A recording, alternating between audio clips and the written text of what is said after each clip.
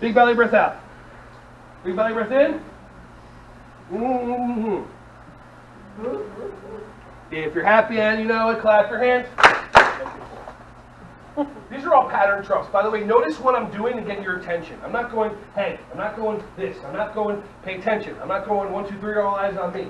I'm just doing little things that just get you have no choice. If you heard a crash outside in the back, I wouldn't be able to go, okay, don't wonder what that is. Look at me. Like I'm outside teaching a yoga karate class or a soccer class, and then all of a sudden, like an airplane goes by, and one kid's like, airplane. I go, everybody wave at the airplane. Hi, the airplane. Who's up there? Waving. Other teachers are, everybody look at me. Go look at the airplane. I'm just like, it's a big metal tube that really shouldn't be able to be up there, but it's really up there. If you really think about it, I mean, I'm sure there's some air and it's got to work, right? But, I mean, if you really think about it, like, it's like a truck with wings. So, cool. All right. Hey everyone, thank you so much for watching my videos. Ron Schwally here. Just wanted to say I appreciate you.